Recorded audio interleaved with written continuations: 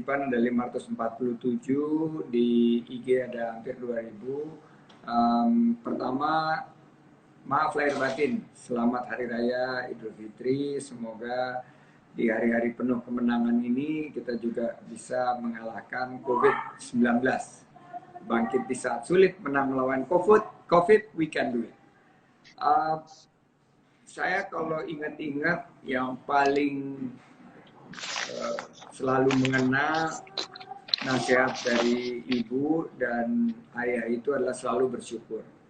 Karena apapun yang terjadi dari kita kepada kita merupakan kehendak terbaik dari Allah Subhanahu wa Ta'ala, dan kita mestinya semuanya bersyukur karena kita harus berprasangka baik apapun yang terjadi kepada kita. Mungkin hari ini terasa tidak enak, terasa pahit, tapi pada saatnya tentunya akan manis dan indah. Jadi itu selalu menjadi nasihat dari orang tua saya. Pertama itu. Kedua adalah kerja keras.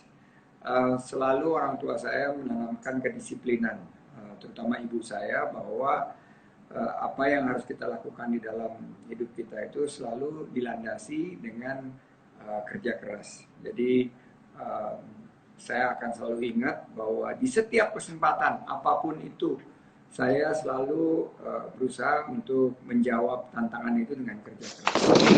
Dan ketiga, ini selalu yang disampaikan ayah adalah gantungkan cita-cita setinggi mungkin. Wow. Saya bilang, kalau cita-cita kita gantungkan di bintang gemintang, walaupun nggak nyampe, tetap aja mendaratnya mungkin di bulan atau di tempat-tempat yang jauh lebih spektakuler. Jadi kalau kita bermimpi, mimpilah setinggi mungkin, bercita-citalah setinggi mungkin. Semoga apa yang kita niatkan dibukakan jalannya oleh Allah SWT. Oke, kalau ceritanya gini, Mas Sandi. Jadi sebelum dimulai semua, karena saya merasa ini sangat-sangat penting begitu ya. 3 buku apa yang Mas Sandi baca yang oke, dulu kan baru 2 yang disampaikan gitu ya, banyak yang nanya yang ketiga apa. Jadi 3 buku apa yang Mas Sandi, wah ini buku yang sangat bagus, tentu saja selain kitab suci begitu ya. 3 buku selain kitab suci yang menurut Mas Sandi, oh ini sangat direkomendasikan apa? Kalau tentang investasi, saya selalu baca buku yang disarankan oleh semua pakar-pakar value investing, yaitu Value Investing yang menjadi buku pegangannya Warren Buffett yang dikarang oleh Benjamin Graham. Itu buku yang menurut saya salah satu buku pegangan kalau kita investasi. Kalau mengenai leadership, menurut saya buku Man of Honor yang tentang Bapak William Suryajaya itu adalah salah satu buku yang selalu menjadi pedoman saya, bahwa dalam bisnis untung rugi merupakan konsekuensi, tapi yang harus diutamakan adalah reputasi, karena reputasi itu tidak akan pernah bisa menjadi satu transaksi. Reputasi itu sesuatu hal yang akan menjadikan kita sebagai pengusaha. Jadi 2 buku itu yang saya belajar di bisnis, dan menurut saya sebetulnya kalau kita melihat buku-buku di Indonesia itu banyak sekali yang bagus, patung. Dan saya selalu pakai untuk memotivasi saya, buku-buku tentang leadership, buku-buku. Tapi saya juga suka baca novel kok. Kemarin ini baru kelar baca novel 325 lembar dalam kurang dari 2 hari. Wah, itu berarti sangat menarik novelnya. Buku novel yang akan keluar sebentar lagi dengan judul Komsi Komsa, milik Edri Sumitra Ito, ES Ito. Dia dulu 13 tahun yang lalu novelnya keluar, yaitu Rahasia Mede, sudah hampir 13 tahun berlalu dia dapat writer's block, tapi setelah COVID-19 ini dia ketemu lagi, akhirnya dia menulis setelah 13 tahun, dan manuskrip pertamanya dia kirim ke saya baca, luar biasa. Itu sih insya Allah nanti akan jadi bestseller. Komsi Komsa, pakai K atau pakai C? Komsi Komsa pakai K. Komsi Komsa pakai K. Oke, itu yang novel. Kalau buku lain yang selain novel tadi, kan tadi baru 2. Man of Honor dari Pak William Suryajaya, dan kemudian Value Investing Benjamin Graham. Ada buku lagi yang kira-kira sangat direkomendasikan oleh seorang Mas Sandiaga Uno? Oh, kalau menurut saya baru kelar buku. Sebetulnya bukunya banyak sekali, tapi saya baru baca juga tentang Elon Musk. Kemarin kebetulan baru ada peluncuran SpaceX yang magnificent, ya, luar biasa ya. 10 tahun yang lalu saya ketemu dengan tim manajemen mereka. Mereka menawarkan satu kursi yang dijual untuk penerbangan pertama komersial ke angkasa. Waktu itu saya bilang nggak mungkin ini terjadi. Ternyata kemarin mereka menunjukkan sudah bisa terbang. Jadi bukunya tentang Elon Musk. Ini buku semacam kayak unauthorized biografinya Elon Musk. Menurut saya ini juga must read buat pengusaha-pengusaha atau buat yang ingin mendapatkan inspirasi daripada dream big and achieve high. Jadi judulnya? Judulnya ini Space and Electric Car. Jadi itu tentang cerita dia mengawali kecintaannya kepada mobil listrik dan juga kepada investasi di ruang angkasa. Jadi, masih ingat pengarangnya? Itu ditulis oleh Elon Musk sendiri. Jadi nanti saya kirim ke Bapak. Siap, nanti Pak, kita masukin di Instagram juga. ya, judulnya. Ini menurut saya cocok dengan apa yang menjadi bahasan kita sekarang, yaitu tentang luar biasa ya apa yang kita lihat di Amerika. Ada 2 sisi yang cukup berbeda ya. Satu adalah kerusuhan yang terjadi di Amerika, tapi juga ada achievement di mana ada Elon Musk menerbangkan setelah lebih dari 11 tahun Amerika tidak mengirimkan astronot. Sekarang mereka sudah bisa kembali lagi. Bahkan kalau saya baca itu Elon Musk punya misi 2025 mendaratkan manusia di planet Mars. Itu. Oke, judulnya ya. Elon Musk, Tesla, SpaceX, and the Quest for a Fantastic Future by Ashley Vance. Nah, ini menurut saya juga sangat inspiratif. Buku ini dipublish tahun 2015, saya kira-kira bacanya sekitar tahun 2016.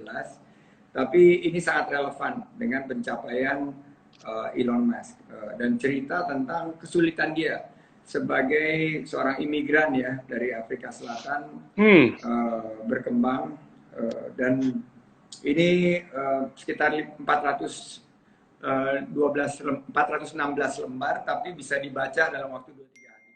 Karena sangat very good read, a page turner. Jadi kalau kita baca, ini kelihatannya Pak Tung pengen buka book club nih sama saya nih kelihatannya nih. Saya ini pencinta buku, baca terus tak baru karuan. Ganjel bantalnya buku, lemari buku di mana. Ya ini sebetulnya COVID-19 ini ngasih satu peluang ya. Peluang. Kita untuk catch up good reads ya, buku-buku bagus. Sekali-sekali ada buku yang happy-happy, bisa dibaca juga, tapi kadang-kadang juga bisa dipakai untuk inspirasi kita, kisah-kisah autobiografi orang-orang yang sukses. Yes, itu autobiografi. Ini Mas Andi autobiografinya sudah belum? Belum. Belum. Enggak, belum pede mau nulis. Nanti aja. Aduh, sudah dahsyat luar biasa. Jadi Jadi ini Mas Andi, sesuai dengan topik malam hari ini, jadi mohon cerita bagaimana kisahnya Mas Andi. Saya pada waktu kesempatan yang dulu sempat saya tanya investasi apa di bawah 5 juta yang paling bermanfaat dalam hidup Pak Sandi. Mas Sandi pada waktu itu adalah 5 juta untuk ngajak istri pergi ke Bali supaya cincinnya bisa dijual untuk modal. Aduh, itu menyentuh hati luar biasa. Dari PHK, terus saya dengar juga cerita dari Mas Sandi kalau pada waktu mengawali pulang ke Indonesia dan menawar-nawarkan jasa ilmu tadi yang tanpa modal, tidak harus pakai modal, tapi modal pengetahuan dengan modal teman tadi, terus kemudian setiap hari dikasih amplop sama Ibu Min Uno, Mami Min Uno, dikasih duit 50.000, aduh itu menyentuh hati. Nah itu ceritanya gimana Mas Andi, kapan itu mulai di PHK, terus kemudian bangkitnya seperti apa, dan pengalaman ketemu Pak Dahlan Iskan dalam lift, cerita sebentar aja itu saya, waduh ini memang luar biasa penawaran yang tidak bisa ditolak. Monggo silahkan cerita Mas Andi, ya. Ya, di PHK itu bagi saya pengalaman yang amat sangat membekas ya, karena banyak saudara-saudara kita sekarang yang mungkin juga merasakan hal yang sama. Kalau kita melihat tentunya ini sepertinya satu musibah karena ada krisis pandemi COVID-19 yang mirip-mirip tahun 97-98 walaupun waktu itu tidak ada krisis kesehatannya ya. Tapi ternyata kalau boleh jujur ya, uniknya sekarang saya ini justru bersyukur pernah di PHK, karena tanpa saya di PHK mungkin saya masih menggeluti karir saya sebagai seorang profesional.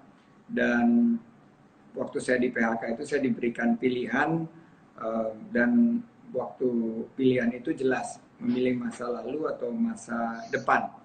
Dan akhirnya karena ketidak tersedianya pilihan lain, akhirnya saya harus mengambil jalan yang terjal, jalan yang berbatuan, jalan yang licin, dan beberapa kali tergelincir.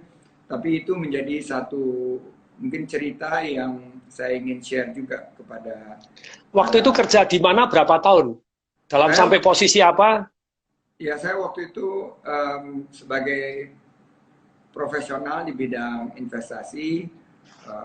Kita udah berkarir lebih dari 5 tahun di pekerjaan yang sama, dan saya merasa pas saat itu di usia muda feeling like on top of the world gitu ya. Di tahun 97 punya penghasilan yang lumayan untuk anak usia 26-27 tahun pada saat itu.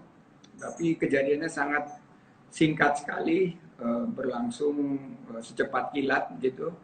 Saya menemukan satu secarik kertas di atas meja saya, yang sekarang saya sering mendengar sebagai pink slip, yaitu surat terminasi, dan ini merupakan satu hal yang sangat memukul waktu itu ya, karena saya tidak pernah terpikir seumur hidup bahwa walaupun kita berkinerja dan kita ada di zona yang cukup nyaman, ternyata kalau kita lihat tidak ada zona nyaman itu. Zona nyaman itu adalah sebuah ilusi, sebuah fata morgana.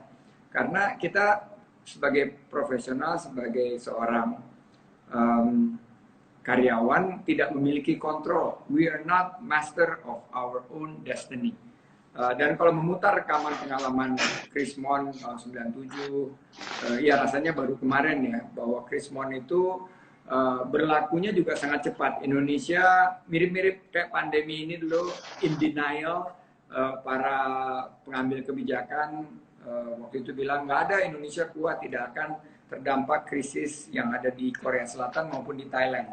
Tapi waktu itu seperti air bah, cepat sekali terjadinya. Bulan awal tahun 98 kita mulai merasakan, dan akhirnya PHK juga terjadi secara masif, puluhan bank ambruk, perusahaan-perusahaan juga pada rontok, dan nilai tukar rupiah waktu itu dari 2.700 rupiah per US dollar sampai di bulan 17.000. Ya, di bulan Agustus 97 itu baru 2.700.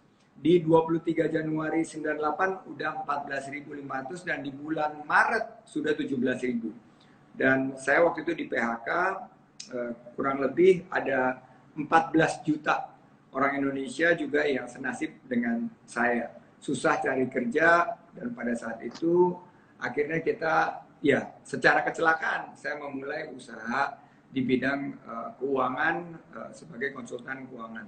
Nah memang kalau kita lihat itu gimana ya Pak Tung ya, kayak seperti geledek di siang bolong, terus seperti gelap gitu loh, nggak ada, tidak ada petunjuk sama sekali. Tiba-tiba kita ada di dalam ruangan yang sangat gelap, dan sebagai profesional kita nggak pernah dididik untuk bisa melihat peluang kan, karena sebagai profesional itu kerja kita hanya mengeksekusi rencana yang sudah disampaikan di awal tahun, tapi kita nggak pernah punya kebebasan untuk berinovasi. Nah ini yang selalu saya ingat sekarang ini, bahwa sebagai profesional dengan ya bayi waktu itu masih menyusui, istri saya masih usianya, anak saya belum 1 tahun. Wow. Shock banget, cemas, kebingungan, ada rasa tidak berdaya ya. Mungkin kalau dilihat sekarang, saya juga ikut berempati kepada rekan-rekan yang kena di PHK gitu loh, bahwa ada rasa tidak berdaya, takut kalau bunyi telepon berdering. Kenapa? Karena ada tunggakan kartu kredit, dan saya akhirnya pulang ke rumah orang tua saya gitu. Saya tinggal di rumah orang tua saya dan dengan keluarga kecil. Karena kenapa? Karena saya ingin mengurangi biaya supaya saya bisa bertahan lebih lama dengan tabungan yang waktu itu menipis, dan di bulan kedua setelah saya kehilangan pekerjaan, tabungannya itu sudah habis. Jadi memang keluarga, sahabat itu adalah support system yang kita miliki. Dan kalau kita bisa bersilaturahim, saya ingin sampaikan kepada rekan-rekan ya, bahwa kalau di PHK itu memang akhirnya yang paling harus kita lakukan adalah rajin bersilaturahim.